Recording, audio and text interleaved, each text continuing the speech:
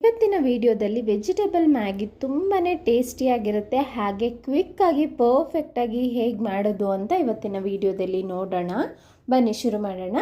ಮೊದಲಿಗೆ ಸ್ಟವ್ ಹಚ್ಚಿ ಪ್ಯಾನ್ ಇಟ್ಟು 4-5 ಸ್ಪೂನ್ ಆಗುವಷ್ಟು ಎಣ್ಣೆ ಹಾಕಿ ಒಂದು ಸ್ವಲ್ಪ ಸಾಸಿವೆ ಹಾಕಿದ್ದೀನಿ. ಸಾಸಿವೆ ಸಿಡಿದ ನಂತರ ಒಂದು ಮೀಡಿಯಮ್ ಸೈಜ್ ಈರುಳ್ಳಿನ ಹಾಕ್ಕೊಳ್ಳೋಣ. 4 ಹಸಿಮೆಣಸಿನ್ಕಾಯಿನ ಹಾಕ್ಕೊಂಡಿದ್ದೀನಿ. ಈಗ 1 ನಿಮಿಷಗಳ ಕಾಲ ಫ್ರೈ ಮಾಡ್ಕೊಳ್ಳೋಣ. ಹಸಿಮೆಣಸಿನ್ಕಾಯಿ ಖಾರ ಎಲ್ಲ ಬಿಟ್ಕೊಳ್ಳುತ್ತೆ. ನಂತರ 1 ಕಪ್ ಆಗೋಷ್ಟು ಕ್ಯಾರೆಟ್ನ ಹಾಕ್ಕೊಂಡಿದ್ದೀನಿ. ನೀವು ಬೀನ್ಸು ಆಲೂಗಡ್ಡೆ ಬೇಕಾದರೂ ಹಾಕೋಬೋದು. ಕ್ಯಾರೆಟ್ನ ಆಯಿಲಲ್ಲಿ 1 ನಿಮಿಷ ಫ್ರೈ ಮಾಡೋಣ. ನಂತರ 1 ಕಪ್ ಆಗೋಷ್ಟು ಕ್ಯಾಪ್ಸಿಕಮ್, 1 ಮೀಡಿಯಮ್ ಸೈಜ್ ಟೊಮೆಟೊನ ಸೇರಿಸ್ಕೊಂಡಿದ್ದೀನಿ.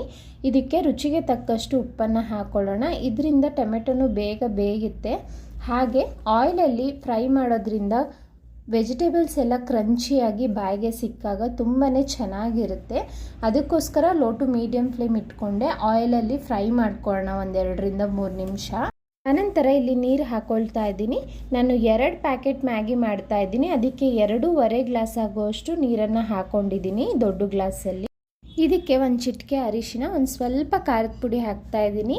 ಮಕ್ಳಿಗಾದರೆ ನೀವು ಇದನ್ನು ಸ್ಕಿಪ್ ಮಾಡ್ಕೊಳ್ಳಿ, ಖಾರ ನೋಡಿಕೊಂಡು ಹಾಕ್ಕೊಳ್ಳಿ. ನಾನು ಹೇಳ್ದಾಗೆ 80% ಅಷ್ಟು ತರಕಾರಿ ಬೆಂದರೆ ಸಾಕು, ತೀರಾ ಸಾಫ್ಟ್ ಆಗೋದು ಬೇಡ.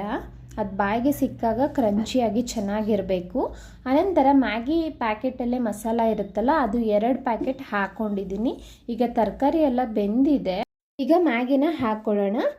ಈಗ ಸ್ಟವ್ನ ಲೋ ಟು ಮೀಡಿಯಮ್ ಫ್ಲೇಮ್ ಇಟ್ಕೊಳ್ಳಿ. ಯಾಕೆಂದರೆ ಹೈ ಫ್ಲೇಮ್ ಇಟ್ಟರೆ ಬೇಗ ನೀರೆಲ್ಲ ಹೀರ್ಕೊಬಿಡುತ್ತೆ, ಮ್ಯಾಗಿ ಬೇಯೋದಿಲ್ಲ.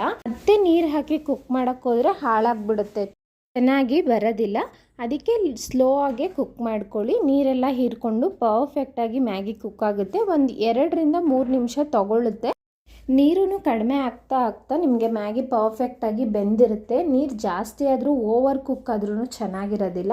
ನೋಡಿ, ಈಗ ನಾನು ಸ್ಟವ್ನ ಆಫ್ ಮಾಡಿಕೊಂಡು ಒಂದು ಸ್ವಲ್ಪ ಗಾರ್ನಿಷಿಂಗ್ಗೆ ಕೊತ್ತಂಬರಿ ಸೊಪ್ಪನ್ನು ಹಾಕಿದ್ದೀನಿ. ನೀವು ನೋಡ್ತಿದ್ದೀರಲ್ಲ ಎಷ್ಟು ಪರ್ಫೆಕ್ಟಾಗಿ ಉದ್ರುದ್ರಾಗಿ ಬಂದಿದೆ ಅಂತ. ಇಷ್ಟೇ ಬೆಂದಿರಬೇಕು ಮ್ಯಾಗಿ. ತುಂಬಾ ಚೆನ್ನಾಗಿತ್ತು. ಲಂಚ್ ಬಾಕ್ಸ್ ಬೇಕಾದರೂ ನೀವು ಈ ರೆಸಿಪಿನ ಟ್ರೈ ಮಾಡ್ಬೋದು. ಬರೀ ಮ್ಯಾಗಿ ಎಲ್ಲ ಆರೋದ್ಮೇಲೆ ತಿನ್ನೋದಕ್ಕಾಗೋದಿಲ್ಲ. ಬಟ್ ಈ ರೀತಿ ತರಕಾರಿ ಎಲ್ಲ ಹಾಕಿ ಮಾಡಿದ್ರೆ ಮಧ್ಯಾಹ್ನಕ್ಕೂ ಆರಾಮಾಗಿ ಚೆನ್ನಾಗಿರುತ್ತೆ ಟೇಸ್ಟು. ನಾನು ಹಲವಾರು ರೀತಿಯ ಲಂಚ್ ಬಾಕ್ಸ್ ರೆಸಿಪಿನ ಆಲ್ರೆಡಿ ಶೇರ್ ಮಾಡಿದ್ದೀನಿ. ಇಂಟ್ರೆಸ್ಟ್ ಇರೋರು ತಪ್ಪದೆ ಚೆಕ್ ಮಾಡಿ.